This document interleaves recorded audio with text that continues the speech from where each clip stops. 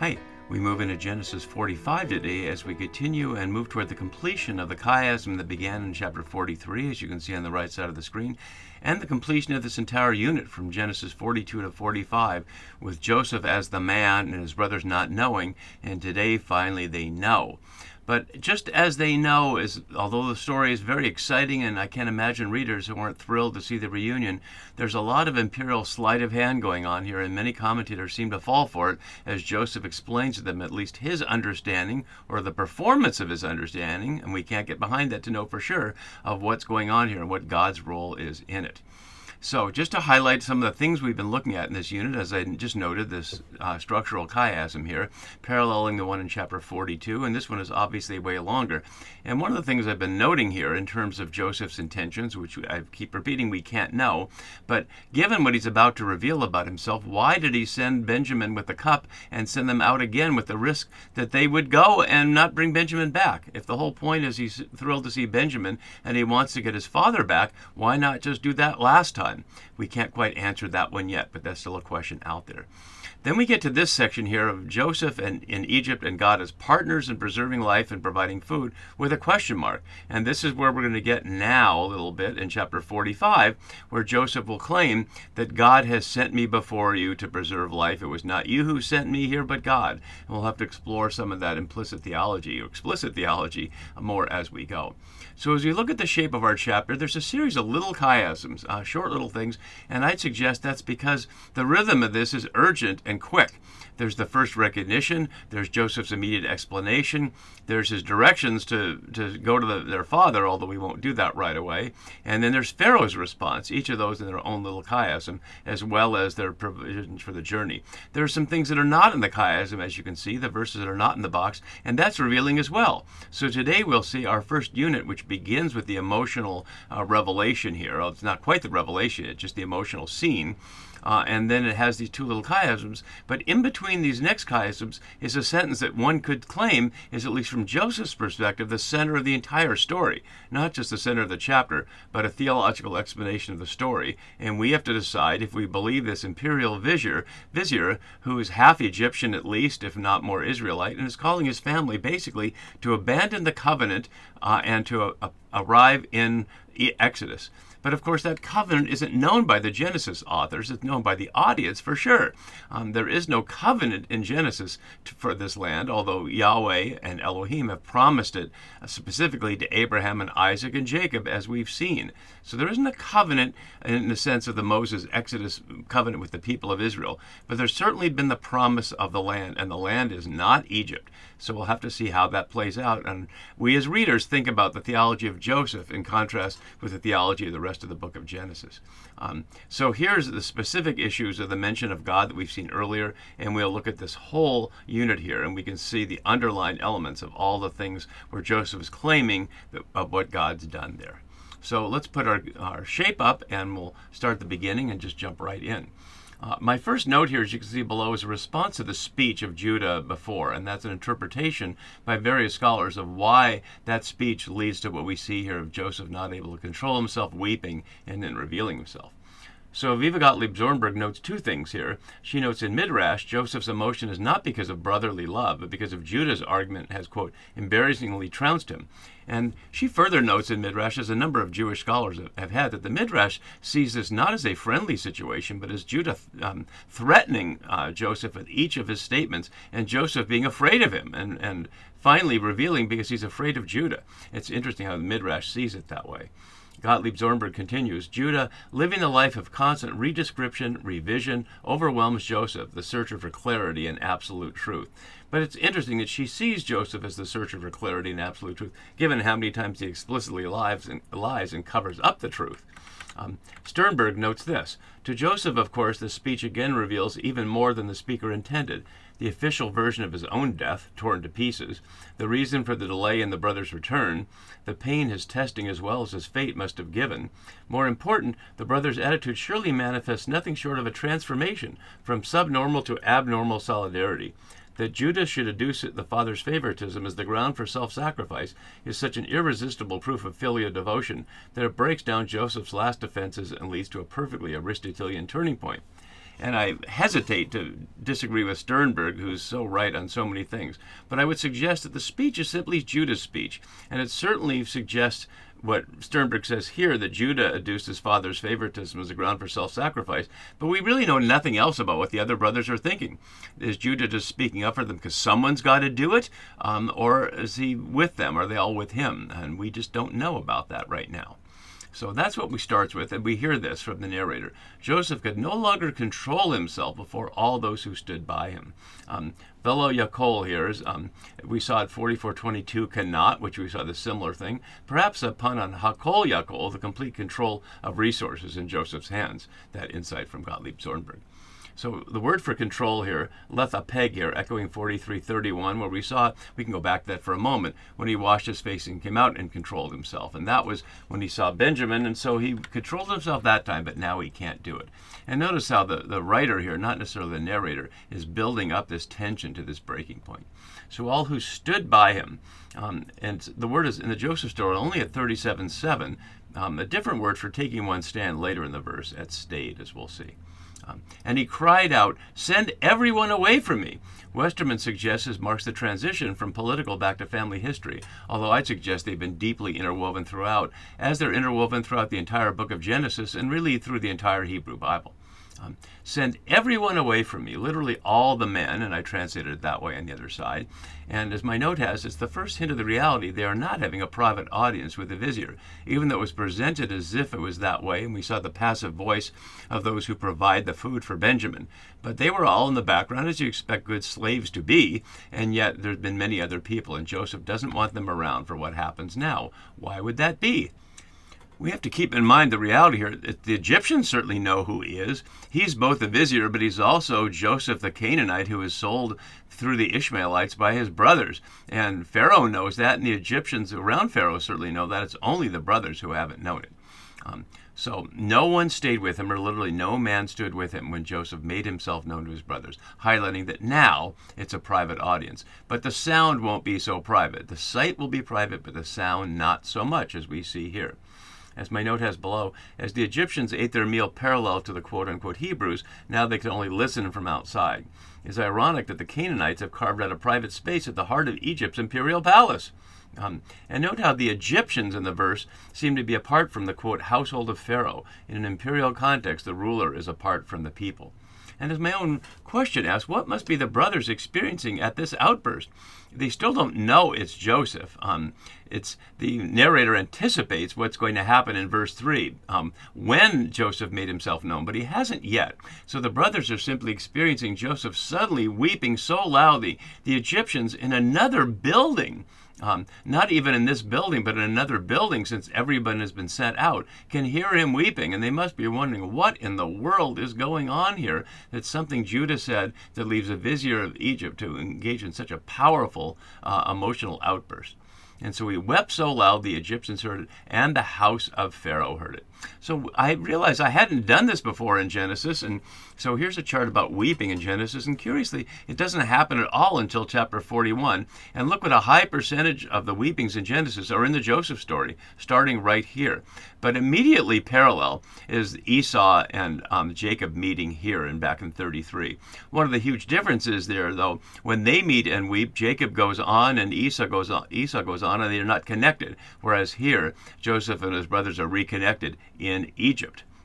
So we see all this weeping that we've seen all along. This isn't the last one. We're going to see several more as we go, highlighting the fact that biblical masculinity is not apatheia, which is to say without feeling. The sense that a male model of male behavior is to show no feeling comes from the Greek philosophers who created Christianity. And so it's no surprise that Christian men often have a trouble expressing feelings. Jewish men historically do not, except to the extent that we've been exposed to Western philosophy because we're part of Western society. But within the biblical society and within, if you can call it this pure Jewish society, the role of men to weep is no problem at all. Showing emotions is not anathema there. So Joseph weeps loudly. The Egyptians hear it, and we hear the house of Pharaoh, the Beit Pharaoh here, echoing 12:15 and 17, where we saw the house of Pharaoh when Abram and Sarai were there in the face of the famine. And we'll see it again in chapter 50. And there's a little play on words in a sense, since Pharaoh in Egyptian means the royal house or the great house. So the house of the great house there heard it, all of them. And so now finally it happens. And as Walter Brueggemann notes, Joseph cannot resolve the family brokenness by a regal Egyptian act of sovereignty. It requires an act of Israelite passion, an act of salvation. And this enters this little chiasm here. It takes Joseph twice to say it before they can believe him, understandably. But notice all it takes is him to say it.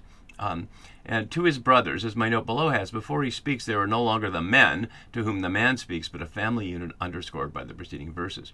And here it is, I am Joseph. But it's repeated differently. When he says, I am your brother Joseph, it includes the first person pronoun ani here. So like if you know Spanish, it's like soy versus yo soy. We don't have that in English. So it's emphatic the second time because they don't believe it. I am Joseph. And before he says anything else, or before he asks about them, the one question that matters to him is, my father still alive? It's curious that he's asking that because certainly Judah's speech was stating plainly that he was alive and that they couldn't go back without Benjamin, or that would kill their father. So does this suggest that Joseph doesn't believe Judah's speech? If he doesn't believe it, then why is he so emotional? Or is it an uncertainty of it that requires him to speak personally about this and to assure them that it's their brother, and they need to speak directly to him, even if they're willing to lie to the vizier of Egypt? So my father, not our father, as my note below has, leaping over the brother's own potentially reestablished solidarity and emotions to get to the question of his father. But it's remedied in the next verse. And that's still what I already said about still alive. But his brothers could not answer him, so dismayed, or literally so terrified were they. And terrified is much closer to what it is. Rashi, in the medieval Midrash, names it as shame. Wenham suggests dumbfounded. But dismayed doesn't quite get to it. I think terrified is the point. And as White has in my note below, the reaction of the brothers reveals that the healing of the breach in the family will not be the simple consequence of Joseph's self-disclosure. This opens a new narrative episode that differs fundamentally from the foregoing scenes. And then as my note continues from him, whereas in chapters 37 and then in 39 to 41, only the narrator understood how the course of events was leading to the end portrayed in the dream. And in chapters 42 to 44, Joseph came to share the narrator's perspective. Now the brothers also know that the dream has indeed reached its end, and of course, as they bow down before him. So in this moment of terror at the center of the chiasm here, Joseph calls them closer. As Westerman notes accurately, this progressive heightening gives the scene its character. And as Aviva Gottlieb Zornberg notes again, Joseph's speech, which follows, is of reassurances full of reverences to God, unlike Judah's speech. He is talking about his personal perspective on his own life, and he is doing so in order to provide his brothers with the only stratagem that will help them scotch their own shame. But as my note continues, the strategy is not wholly successful. At the end, they still bear their shame, as we'll see at the very end in chapter 50. So then Joseph said to his brothers, repeating it, come closer to me, matching Judah's stepping up to him at the beginning of the speech. And that's part of the midrashic sense that Judah was stepping up in an aggressive way, and now Joseph's stepping back to them in an aggressive way. Another way to read it is, as my note has, crossing the gap between the official distance between royal official and the audience at the family level. The New RSV omits, as I put it in here, the please, having made demands as the man, now as their brother, he is more polite. And they respond, and they came closer, and he says, here it is, Ani, your brother Joseph, the whole thing. And notice the phrase here, I am Joseph, whom you sold to Egypt. And there's several things about that. In the Septuagint, it's ego eimi, which is a phrase that's used for Yahweh in Exodus 3 and the encounter at the burning bush, and in the New Testament, in John's Gospel especially. It's backing off the immediate question of my father to reestablish solidarity with the brothers, or is it sincere or simply the necessary step to get an answer to his question? And we realize we really can't know. We can't know if those tears are about wanting to see his father, about something else, because it's not said. So I'm your brother Joseph, whom you sold to Egypt. And as my note below has, this resonates with the frequent Torah phrase, I am Yahweh, who took you out of Egypt. as a number of times in Leviticus and Numbers, countless times, over 200, some form of that in the Hebrew Bible. And notice what that's saying. I am Joseph, whom you sold into Egypt. But it's implicitly going to be I am Joseph, who is calling you to reside in Egypt, in contrast to Yahweh, who is the one who calls you out of Egypt. And although the brothers don't know that, and the characters in Genesis don't know that, we've already heard it in chapter 15 when Elohim said to Abraham, I think it was El Shaddai actually in that case, you will be captive in a foreign land for 400 years, but then I will bring you back to this land. We certainly saw earlier in Genesis the Exodus will happen, but it's not God's will. It's God's will that they have this land. And yet Joseph will, in the name of God, call them to abandon the land of promise and move into Egypt permanently, as we'll see. So we certainly can hear the question of, do they rely on Joseph or do they rely on Yahweh, who's not mentioned anywhere in the entire story? Having revealed himself, now he gives this little speech, and that's the second little chiasm here. As my note below has, these verses play a leading role in all explanations of the Joseph story. They are almost always regarded with 15:19-21 as its central theological statements. As Westerman notes, almost all explanations of the passage speak of God's providence. The Joseph story knows nothing of a concept of this kind, and I really appreciate him doing that, because that notion of providence, so central to the founders of the United States and in the U.S. Constitution, was simply not an issue in Genesis. Yahweh or Elohim are actively involved in people's dreams and encounters. It's not just this vague sense of an overarching activity, as Joseph will interpret it momentarily. As Westerman continues down below, the use of ve'atah here and now, beginning at verses 5 and 8, we see it again in verse 8, form a little inclusio, and I actually think it forms a little chiasm. And he continues, the text allows, quote, Joseph to let his brothers know that they have been forgiven, similarly in chapter 32 with Jacob and Esau, without saying as much. The brothers are thus spared being put to shame. And so now he says, do not be distressed or angry, and those are perfectly valid translations there, or angry with yourself. Literally, do not be angry with yourselves. Exactly as 44:18 in reverse. Let's just go back to what we saw there when Judah stepped up, and he says to your servant, let your servant please speak, and do not be angry. So Judah's there telling Joseph, don't be angry with me because you're like Pharaoh. And now Pharaoh says, don't be angry with yourselves because you sold me here, implying that that's what the reality is. If that's the reality, it's not happening because Joseph revealed himself. It would be happening all along because it happened over 20 years ago. The sold me here could also go into the next verse. You sold me, pause, behold, God has sent me. But it can go either way. And here's the theological statement, and it's an amazing claim. There's absolutely zero evidence in the text to support it, but amazing how many readers and scholars take it as a given, falling into the trap of taking the imperial vizier's word as the word of God. But why should we? He says, God sent me before you to preserve life. And he will add and say, it was not you who sent me, but God. Notice how he makes it either or. Why could it not be both and? He's basically saying, you had no agency in this story. You thought you were doing something, but actually God was doing it, and as if they were puppets. And that kind of puppeteer sense of God manipulating people is utterly foreign to the entire book of Genesis. In fact, it obviates the entire biblical message that God has created something in the divine image that is capable of choosing. The entire garden story turns on the sense that humans have the capacity to listen to God and do it, or listen to other voices inside themselves or outside themselves and do what they want and suffer the consequences of it. So there's no theology throughout the book of Genesis that suggests that God is just secretly doing things against human choices. If you can find it, make a comment or a note in the comments and we can discuss it there.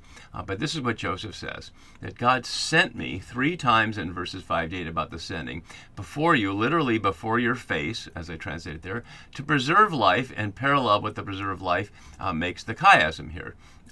Lemachea here is only here in Genesis and 8 times in the Hebrew Scripture.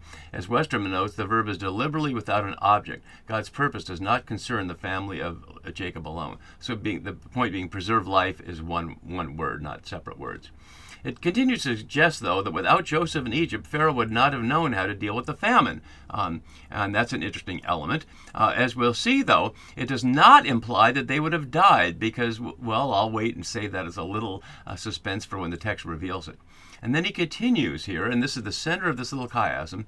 For the famine has been in the land these 2 years, and there are 5 more years in which there will be neither plowing nor harvest. A couple of things there. Notice how he's assuming that Pharaoh's dream is dictating what's happening here, and that that's controlling. Again, it's an absence of any kind of freedom of God or free will, that somehow God's will is fixed in this. And there are 5 more years, but notice what that's saying about not giving God the freedom to change God's mind if God wanted to, that it's somehow fixed. But using the phrase neither plowing nor harvest is a fascinating callback to 8:22. Plowing or harvest obviously are agriculture, but that does not suggest there's no food. It simply suggests there's no grain. But what does that mean to shepherds with their flocks and herds?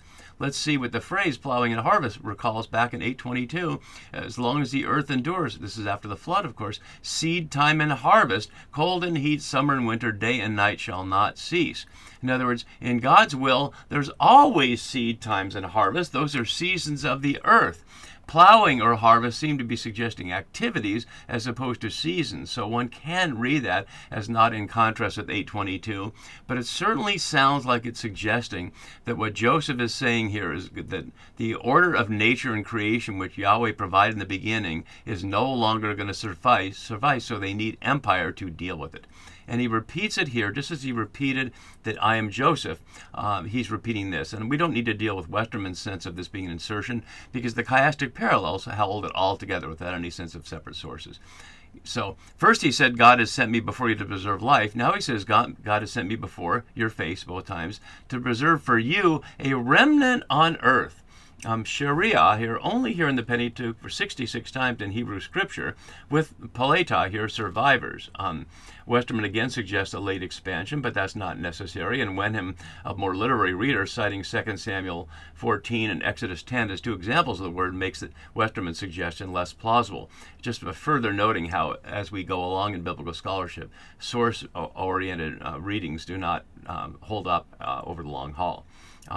But Joseph's logic in the text suggests that without coming to Egypt, everyone would have died, an imperial perspective on earth and food, that the text shows us, for those who are paying attention, including the brothers and Jacob, is simply not true.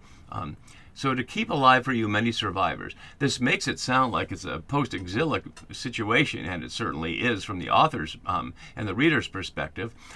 But what Joseph's basically saying is if you stayed in the land, you would die. It's only by coming to Egypt and not trusting in Yahweh that you will survive. Trust in me, that I know what Elohim is doing here, and don't trust in the word of your ancestors, Abraham and Isaac, that Yahweh said to be in the land of Canaan. It's a very harsh choice, but it's precisely the contrast in my own work between the religion of creation, which relies on the direct experience of God, and the religion of empire, which has God mediated through imperial intercessors like Joseph here. Note the 3-part formula for Joseph's power here, a pure religion of empire expression. He made me father to Pharaoh, lord of all his house, and ruler over all the land of Egypt. If they weren't trusting Joseph before, they certainly shouldn't trust him now, that he's a father to Pharaoh. What does that even suggest? As Sarna notes, the phrase is a formal phrase, like as a counselor, the equivalent of an Egyptian title, God's father, in which God refers to the living king. But that would mean that Pharaoh is God, and if Joseph is father to Pharaoh, who's God, then Joseph is God. He will say way later, am I God, like Jacob said to his wife, but he's already claimed this, that God has made me father to Pharaoh, lord of all Pharaoh's house, and which we've not heard. We've heard that he was second to Pharaoh, but Joseph's claiming he's even over Pharaoh and ruler over all the land of Egypt. Moshel there, fulfilling 37:8, we can go back to that. The dominion that the brothers heard, but the dominion the brothers heard was not over all the land of Egypt, and we'll hear it again in verse 26. And notice all of it. It's all his. Pharaoh is seeming to be now the also ran to Joseph. So that ends the chiasm here. And let's just stop with that now before we get to the next chiasm, and we'll see what happens when he encourages them to go back to the old country and get Jacob and bring him back here. See you for that next time. Bye-bye.